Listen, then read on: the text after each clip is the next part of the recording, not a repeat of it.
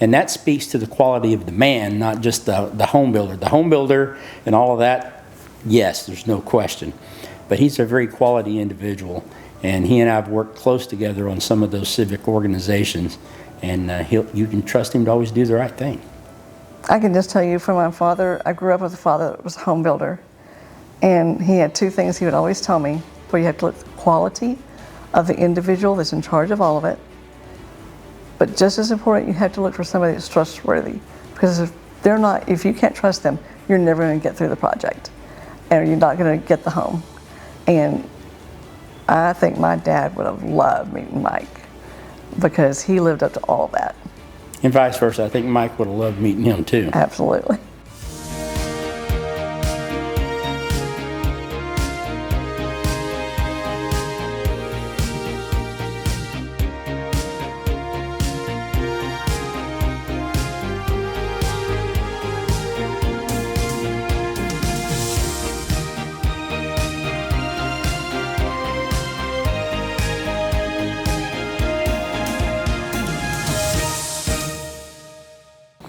My name is Ernie McAnally, and I do what she tells me to do. No. I'm Sheila McAnally. We've been married for 36 years, and I have 2 daughters and a granddaughter. Thank you all so much again for sitting down with us. It is an absolute pleasure to be in y'all's home and to hear y'all's story and hear how it's impacted y'all's lives. How did you come across Mike Garabedian? They have daughters, we have daughters, and they were involved in different civic organizations. We also coached soccer together when the girls were small and young, and so that's how we kind of got to know them. And one day they invited us all over, and we were like, wow, this guy really builds houses. That was the first time we saw a house that he had built, was when we went to his house. And Sheila's father was a builder, so yes, we're kind of conditioned to look close. And there was a ton of quality and detail that had gone into it. Everywhere. So. It was very well built.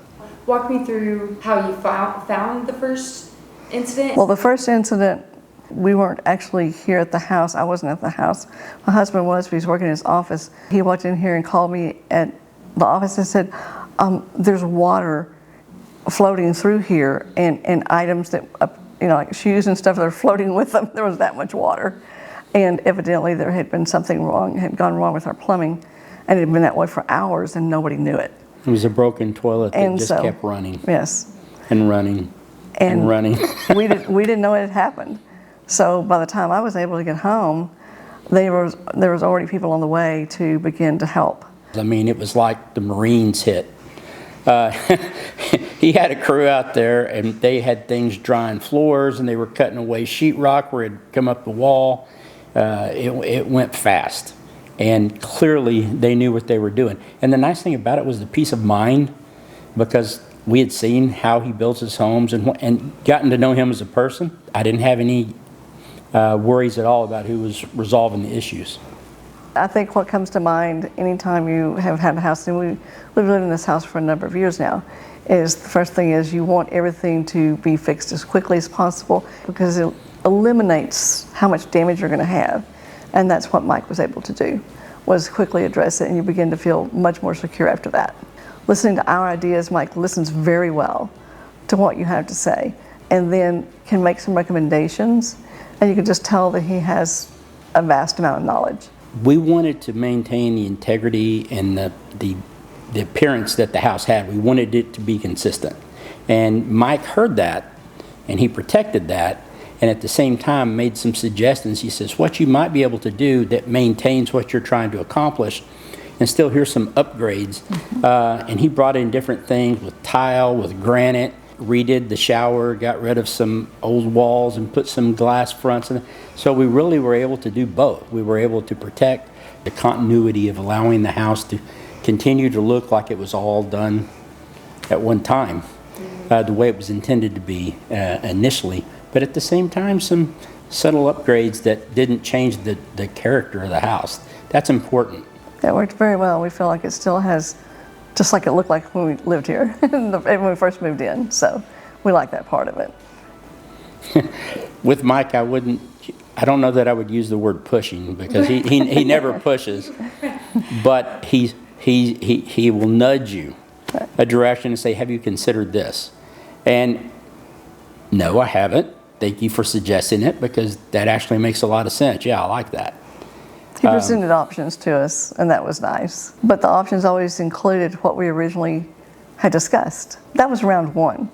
That was round one. And we had a second round after that. We had this big snowstorm that came through. Everybody calls it Snowmageddon. And they had these rolling blackouts. Well, we had a blackout that we thought was going to come back on, and it didn't for 2.5 days. Well, during those 2.5 days, it got really cold, and that's when the pipe ruptured. A copper pipe ruptured. It was between the first and second story, and it was on the outside toward the garage. And as it began to warm up and began to thaw, that's when we started saying there's water coming out of the chandelier. Look, there's water coming down the wall. Picked up the phone, I called Mike, and I said, Mike, we got problems. And what is it? And I said, there's water coming out of the chandelier. And he goes, I got somebody on the way over. He repairs it, he gets it stopped, so the rest of the house became functional while we went through. Unfortunately, before it was found and before we got the water where it was cut off, it had done a lot of damage. And Mike knew, he said, well, I got good news and bad news. The good news is we've stopped the water coming in. The bad news is it's done a lot of damage. And the worst bad news is you've got damage coming that you haven't seen yet. And I said, what do you mean? He says, there's more water that's in the attic area that's going to make its way down these walls. It's going to be underneath the wood floor.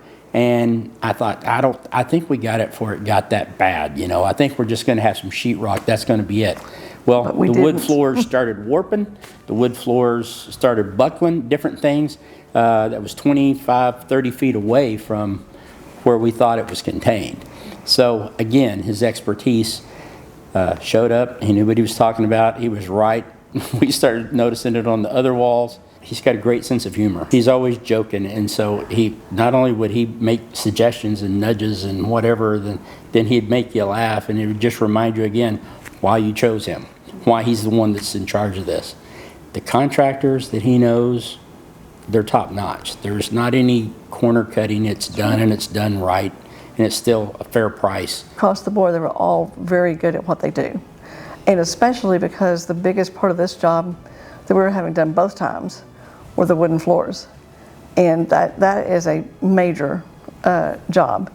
And the crews are just unbelievably talented at being able to come in here and get the floors down and get everything done exactly like it needed to be.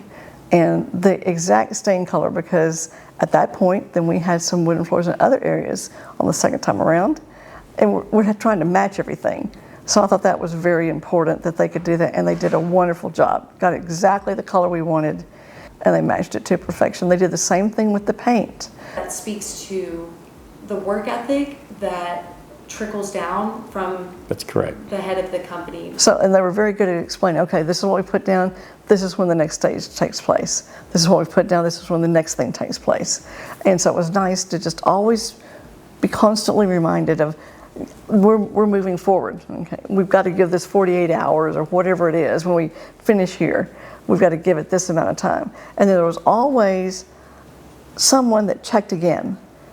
Are we sure this is the right color? Are we sure that we've got, there was always this double check, which I loved, because I was mentally double checking every time something was going on, but I could see that they were doing the same thing, and I liked that a lot. And not only that, I mean, obviously you call the insurance company, say, we got a problem out here.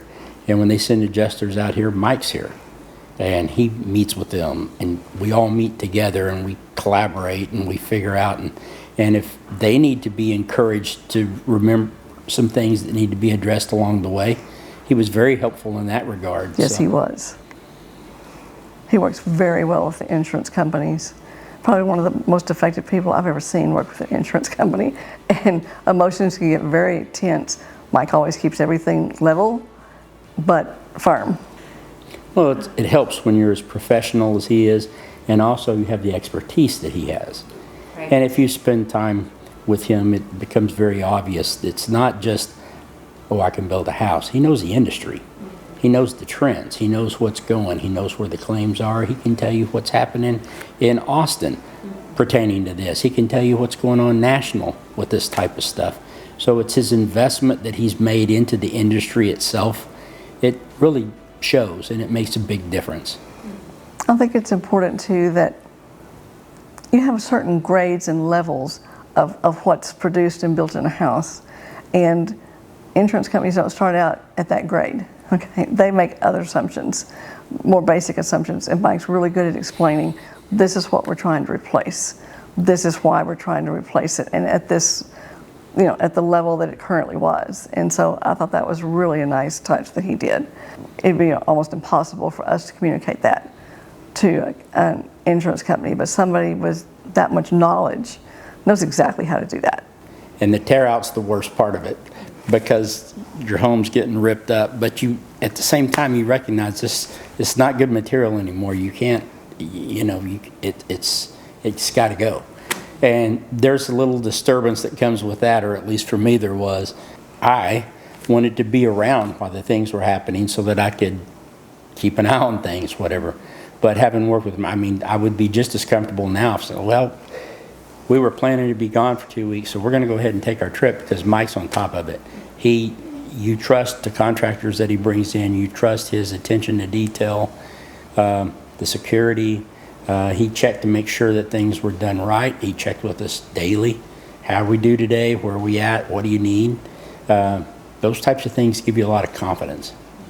We have a very good friend and a very good businessman that came in here and took care of us in a very timely manner when everybody else was being delayed. Somehow he just knew how to pull the strings and get this done. If you're not in contact with a good person like Mike Garabedian, then you might be waiting for something that he could get, but you won't be able to go in there and walk in and get it. And that's what I usually relay to people, is that you need somebody like that. How do you know to pick up the phone and call Mike?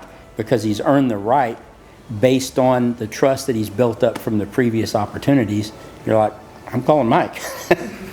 It's not just the homeowners. When you're talking about Mike, because we've had other involvement in some of the civic organizations and stuff, it's him as a man. It's Cindy. It's the confidence that you have in them as people. They stand up and they do the right thing, and they support organizations in the community that need it because somebody needs to do it. So they step up and they do it. And we've had the 80s parties before to raise funds, and I try to actively help him in that because it's a very worthy cause. He didn't have to do it. Why does he step up to do that? Because it needs to be done. Why does he get involved in some of the home builders activities that he does? He doesn't have to do it, but it needs to be done. And that speaks to the quality of the man, not just the home builder. The home builder and all of that, yes, there's no question. But he's a very quality individual, and he and I have worked close together on some of those civic organizations, and you can trust him to always do the right thing. I can just tell you from my father, I grew up with a father that was a home builder, and he had two things he would always tell me, where you have to look at the quality of the individual that's in charge of all of it, but just as important, you have to look for somebody that's trustworthy, because if you can't trust them, you're never going to get through the project, and you're not going to get the home. And I think my dad would have loved meeting Mike, because he lived up to all of that. And vice versa. I think Mike would have loved meeting him too. Absolutely. So